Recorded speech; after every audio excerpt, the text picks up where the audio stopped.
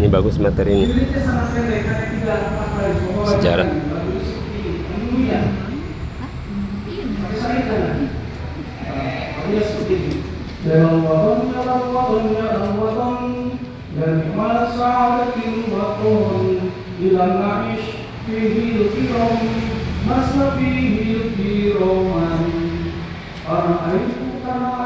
Tanah airku yang penuh kebahagiaan dan kenikmatan dan hidup. Kalau seandainya kami tidak bisa hidup dengan bahagia, lebih baik mati mulia. Itu semangat. Cara membangkitkan semangatnya seperti itu.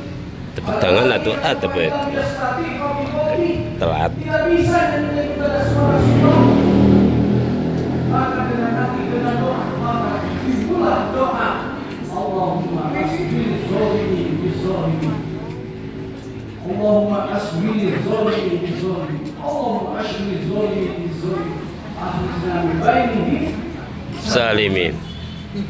ya Allah, biarkanlah mereka yang zalim kepada saya, kepada kami, kepada bangsa Indonesia untuk berbuat saling bunuh, saling rusak. Kita zalim jangan sibukkan dengan kezaliman mereka. Wa'afidna dan kuatkan kami mimbai sagi, keluarkan kami dalam keadaan senang. Biarkan mereka yang zalim kepada bangsa Indonesia. VIP.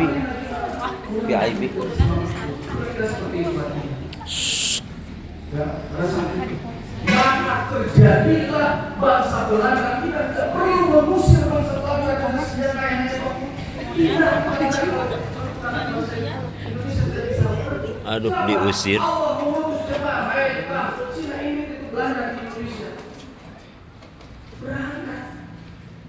Ya, ini Belanda dari Indonesia. Maka doa itu terus dibacakan. Allah masih zoli ini zolinya sampai di sini menjadi suara.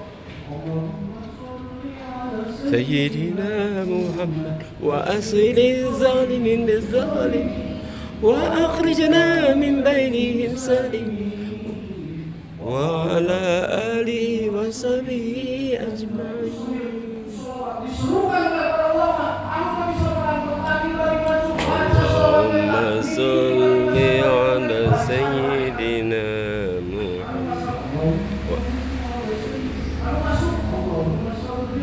Sayyidina Muhammad.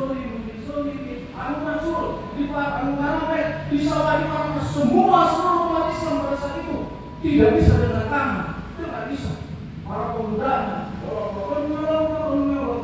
ini aki-aki berdetik terus. Allahumma sholli ala sayyidina wasyfir zalimin zalimin. Sibukkan zalim dengan kezaliman, biarkan mereka pasrah. Kita tidak perlu perang dengan Belanda. Siapa yang usir Belanda? Jepang. Ketika Jepang sudah di Indonesia, Amerika punya kekuatan, maka Amerika dibawa dengan sekutunya pada tanggal 6 Agustus 1945 membom atom Hiroshima, hancur Jepang.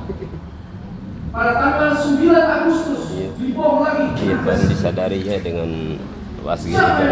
Jadi mereka kalau di antara mereka Jepang diusir ke Jepang, Belanda diusir ke Jepang. Jepang dibom ke Amerika, aku sekutu. Jadi halo.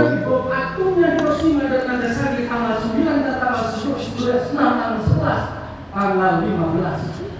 Jepang menyatakan menyerah kalah pada Sekutu.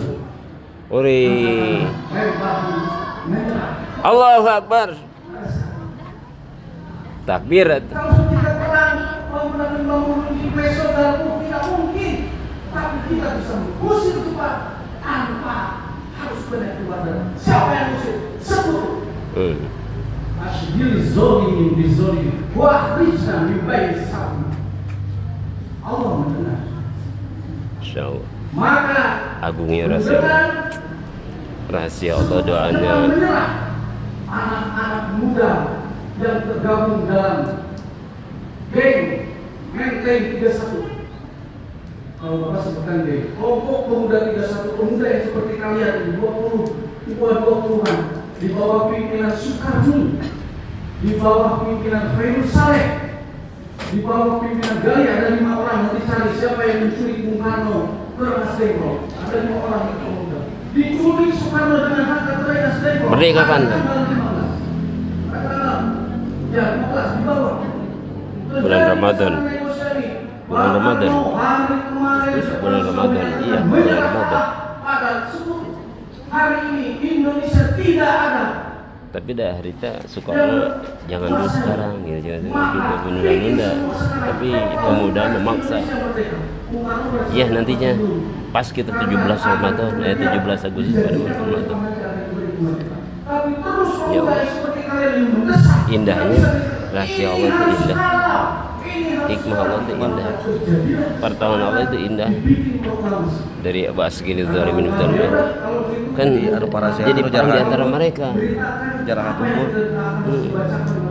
Saya menulis. Bung Hatta mengatakan susunan proklamasi, Bung Karno menulis proklamasi kami bangsa Indonesia dan seterusnya.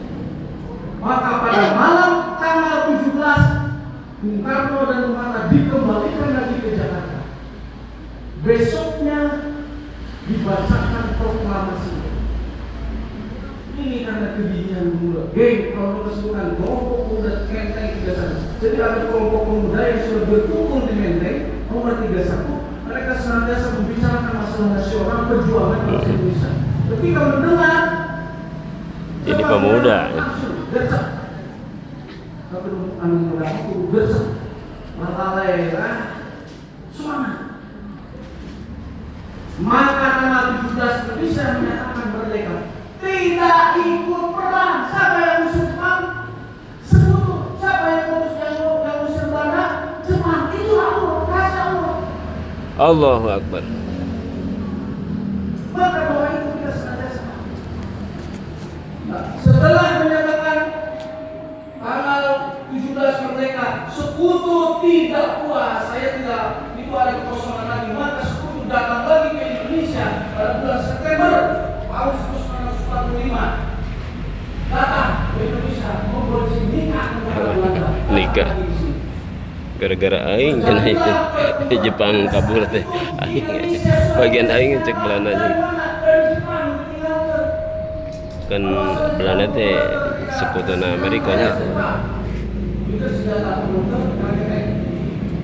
Ayo, sepak, ayo, masih. Indonesia sekarang ada di penguasa diberi senjata oleh Tuhan semua. Maka ketika datang sekutu, Indonesia baru mengangkat senjata untuk mempertahankan kemerdekaan. Merebut dari Jepang. Merebut dari Jepang. Bangsa. Adalah dengan doa dan dengan lisan. Berkat rahmat Allah yang Maha Kuasa. Pada saat itu belum aku hanya mengatakan membunuh Cina, saya tidak mungkin. Datanglah tentara. Selanjutnya tentara itu mau masuk Surabaya. Para ulama kembali berpikir bermusyawarah ini harus bagaimana. Pada tanggal 21 Oktober 1945, jajaran pengurus Nahdlatul Ulama yang dipimpin oleh Kiai Haji Hashim Asy'ari berkumpul di kantor PBNU yang berada di Surabaya. Pada saat itu kantor PBNU Surabaya. Yarham. Allahumma yarham. Bagaimana ini Belanda mau masuk ke Surabaya?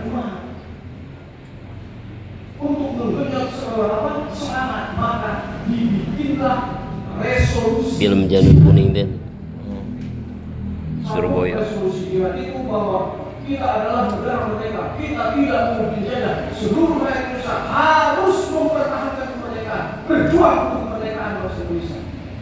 Itu resolusinya kurang lebih seperti pada 4 poin resolusi. Maka pada tanggal 22 Oktober 1945 ditetapkan resolusi jihad oleh Kiai Haji Hashim Asy'ari sebagai ketua umum pengurus besar Nahdlatul Ulama. Dan langsung pada saat itu dibacakan di RRI Surabaya oleh Kiai Haji Hasbullah. Setelah itu datanglah Belanda ke Surabaya, perang. Maka resolusi jihad itu dibacakan dibacakan kembali oleh DRR oleh Bung Tomo dengan menggema kita harus tetap jangan datang lagi. Itu kira-kira Bung Tomo. Ada secara langsungnya, kalian bisa lihat di YouTube bagaimana Bung Tomo membakar semangat bangsa Indonesia pada saat itu. Sehingga Timur Jihad Surabaya tidak terlaksana sampai tanggal 10 November 1945. Barulah pada titik dan penghabisan banyak rakyat dan tentara Indonesia yang berpelimpahan dari kota dalam pertahanan kemerdekaan. Itulah makanya ditetapkan tanggal 10 November sebagai hari Pemuda pahlawan. Puncak perjuangan pada saat itu. Hari pahlawan. Kembali ke hari 28 Oktober hari. Karena ada resolusi jihad itu, maka ketika pemilihan presiden tahun 2015, ketika Pak Jokowi mau naik pertama, para santri boleh saya akan mendukung karena tidak melihat kekuatan. Saya siap mendukung Bapak menjadi presiden, tapi saya minta kita masih kompetisi dari Surabaya datang para pemuda santri, kembali pemuda lagi yang datang. Lain aki-aki seperti Bapak Muhammad bukan. Aduh.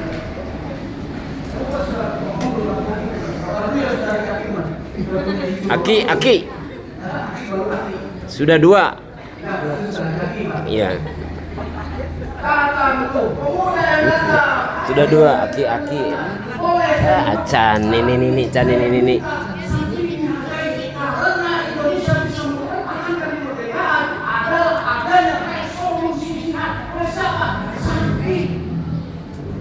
Bukan oleh pemuda Kristen, bukan oleh pemuda Buddha, bukan oleh santri yang memakai sarung, kudu. Itu. Pemudi. Maka pada saat itu komitmen Pak Jokowi boleh ditetapkan kira-kira rencana sama-sama terjadi perpisahan, maka ditetapkan tanggal resolusi jihad oleh pada tanggal 22 Oktober, tanggal 22 Oktober dijadikan sebagai Hari Santri. Tepuk tangan. Allahu Akbar.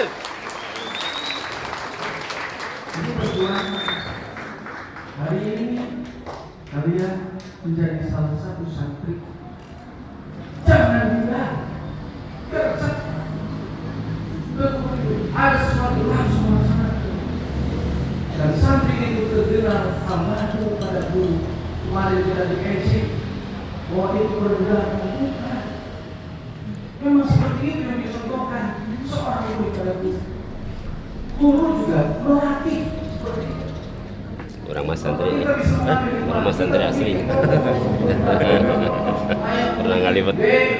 2, 3, 4 misalkan atau 10, 11, 12 kita bikin ada 10 orang mau tugas saya adalah membersihkan sekolah dari pagi sampai sore. Ini masukin 10 berbayar dengan suruh. Dia akan lihat ayo majalah konten itu geng mau kan sama kuku bakal geng kuku bakal kuku bola bersih bersih sering